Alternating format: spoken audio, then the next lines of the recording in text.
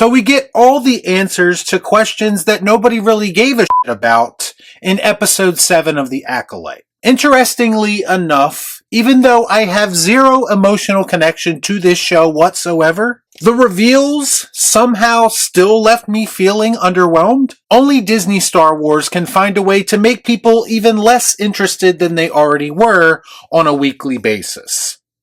Let's discuss. I watch so you don't have to. All I'm offering is the truth, nothing more. You know what's weird? I've been watching this show for 7 weeks now, and yet every single time I watch it, I almost always forget that what I'm watching is supposed to be a Star Wars story. Outside of the obvious, recognizable mentions of things like lightsabers, the Force, and Jedi, there is absolutely nothing about this show from a storytelling or presentation perspective that screams Star Wars to me. What the hell am I looking at? When does this happen in the movie? And this week they found a way to somehow outdo themselves with the end credits. This episode marks the first time, to my knowledge, that a regular song was used in the final credits of a Star Wars project, completing the de-evolution of Disney Star Wars and turning this franchise into something it is not. And yet people still balk at you when you say that Disney Lucasfilm does not understand this brand. They can't even get a proper score for the end credits right. This episode is basically one big flashback, revealing what actually happened on that fateful night on Brendok. Sorry, Oshimir fans, you are going to have to wait another week to see how that ship turns out. Anyway, yes, this episode actually reveals what happened that night. And to be quite honest with you, it was pretty much exactly what we expected. You're pathetically predictable. It turns out that the Jedi are on this planet to begin with because it used to be lifeless. And now that it's not, they think that this might be the source of a vergence point in the Force. You see, a vergence can be responsible for creating life.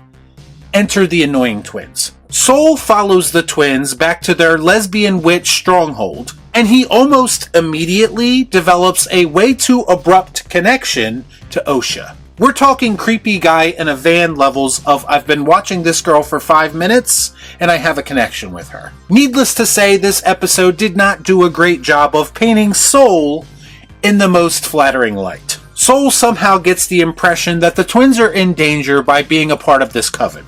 This comes after he sees cult-like behavior from the witches and sees a group of those witches worshipping a big hole in the ground. Lesbian witches worshipping a hole in the ground. Leslie Headland's fingerprints are all over this show. I never forget a pussy. Cat.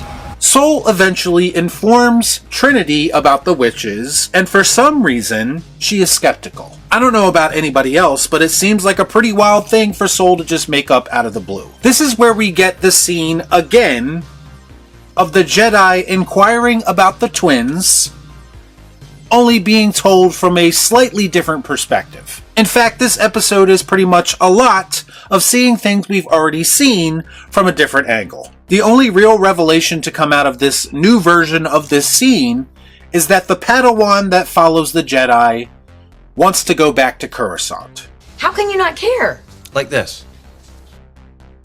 While doing the Jedi tests, May very obviously fails intentionally, and Osha, on the other hand, passes with flying colors. But still, when the Jedi Council is informed about this development, they forbid Trinity and Sol from taking the twins, saying that they've already interfered in these witches' lives too much already. I have to give them some props for at least showing the Jedi Council to be somewhat honorable still. Only the Jedi they task with going out to accomplish things are dicks, apparently. It's also revealed through a blood test that the twins are basically one entity split into two, which is pretty much proof of a vergence in the Force. This is where the Padawan's desire to go home comes back into play, because he races off to get the twins as he sees that as a ticket and a way out, and Sol follows close behind.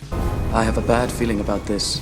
And with the Jedi approaching, the witches go into defense mode, including the mother's lesbian lover telling May that she needs to get angry. Since this ultimately leads to May burning everything down, it's safe to say that this is questionable advice. So Sol and the Padawan decide to defy the Council's orders and extract the twins anyway. As things start to get out of hand, Mother starts to flex her powers for reasons, and she starts to do this kind of out-of-body experience where she turns into smoke, and for some reason, Sol decides to stab her with a lightsaber.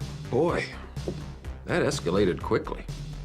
I have to say, Sol is much more impulsive than I would expect him to be in a situation like this. So I take back everything I've ever said about him being the only capable Jedi in this show. I've had my expectations subverted once again. I'm going to be honest with you, this whole character arc, this whole plot, where Sol is basically abandoning all of his beliefs just so he can slaughter someone and take two twins that he has a weird connection with, was executed very poorly. Once again, this show did not put in the legwork. They didn't do enough to show me that Sol as a character would be conflicted by this situation. And that's this show's biggest problem. It wants you to believe things without actually showing me compelling television to get me there. Put some effort into it! The episode concludes with a choice. Sol has to make a decision to save Osha or to save May. And naturally he saves Osha and lets May presumably fall to her death. Now naturally, after all of this, the Jedi have some explaining to do to the Council. But they all kind of decide to tell a half-truth instead of the whole truth. Basically blame the whole thing on May, and Sol is going to take absolutely zero responsibility for what happened. So what we have here is a small group of Jedi covering it up and basically opening up the door for May's revenge tour. I'm not really sure how Discount Ezra Miller fits into all of this, but I'm sure we're going to find out in the most unsatisfying way possible in the final episode. What's weird is that the Acolyte prides itself on being a mystery, yet every single mystery they manage to set up isn't much of a mystery at all and typically has a very predictable conclusion. This is why most people agree that there is a fundamental issue from a creative perspective with how this show is being developed and presented to us. This episode, once again, absolutely delivered. We received some incredibly satisfying answers to questions that have built intrigue throughout this entire season. I don't want it to end, but I also can't wait for next week. Hopefully we get a little more Oshamir, because that is what I desperately need. So the Jedi are bad, confirmed. Why am I not surprised? And of course, the evil lesbian cloud lady was painted as a victim in this situation. So what's next? Maybe we bring back Han Solo and turn him into a deadbeat dad before you kill him off. Oh wait, you did that already. How about we bring back Luke Skywalker and you turn him into a bitter old hermit? Oh wait, you did that already. And if I have to see one more giant vagina hole in the ground, I'm gonna be sick. Y'all be cool. Right on.